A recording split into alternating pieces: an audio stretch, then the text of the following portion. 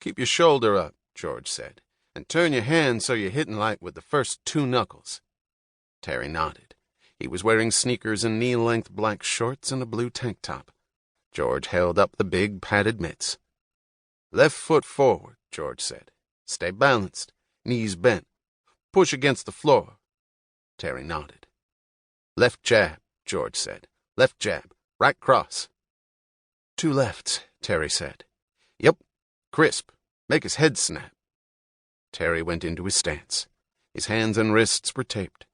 Over the tape he had on big blue boxing gloves.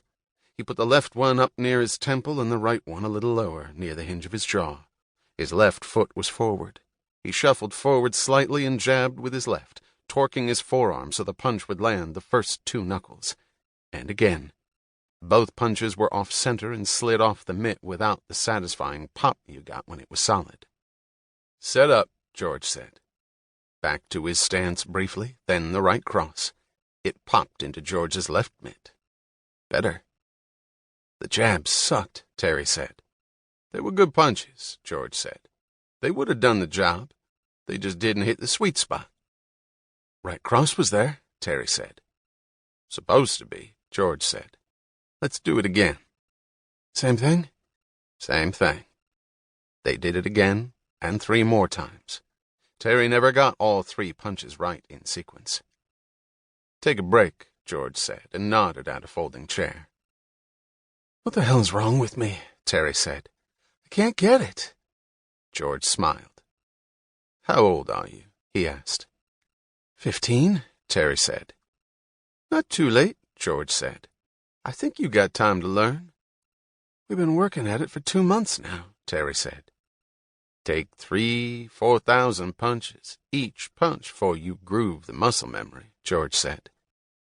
How many you think I've done? About 300, George said. Terry worked on his breathing. He still couldn't believe how hard it was to box, how tired he got, how quick. How many you think you've done, George? George smiled and squinched his eyes and tilted his head back as if he were figuring. 1 million, he said. And 8. 8, Terry said. George was a solid-looking black man with a modest pot-belly and graying hair. He shuffled his feet a little and put a tight left hook into the heavy bag. The bag nearly came loose from its tether. 9, George said. They both laughed. Doesn't that hurt your hand? Terry said. Nope. You're not wearing gloves. You're not even taped. Why doesn't it hurt? Used to it, George said. He was wearing black sweatpants and a gray t-shirt. His arms were still muscular-looking. How old are you, George? Terry said. 55. How long did you fight? Started when I was a kid, quit when I was 41. Did you start doing this right after? Terry said. Nope.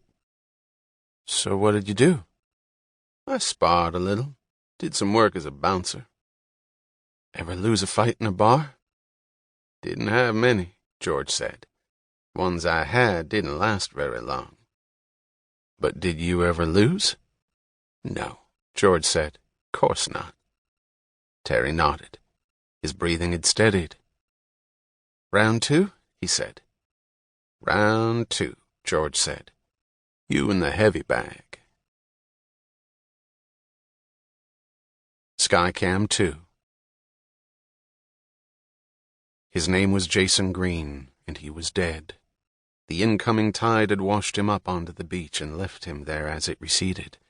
Now he lay on his back in the pale darkness and gazed sightlessly up at the moon, while the declining ocean washed over his Air Jordans. He lay like that in the stillness of death until morning, when a yellow Labrador retriever trotted happily down the beach and stopped to sniff at him.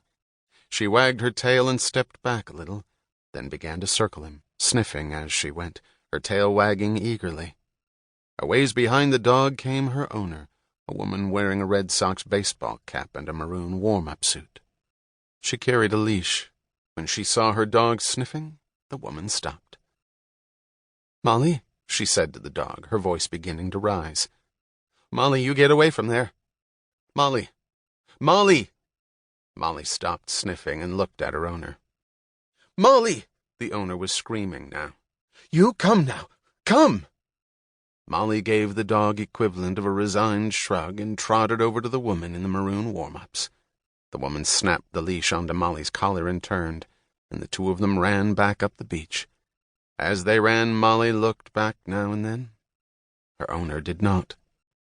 The morning sun was bright. It dried the wet clothes the boy was wearing. The ocean water was very calm. The tide had ebbed entirely during the night and turned, and was now beginning imperceptibly to creep in. A few gulls landed near the body and hopped around, looking at it. Nothing else moved. After a time, in the distance, there was the sound of a siren. Then a police car pulled up in the beach parking lot, and two cops got out and walked down the beach toward the body. When the cops got close, the gulls began to squawk and then flew up and circled overhead, while the cops squatted in the sand beside the dead boy.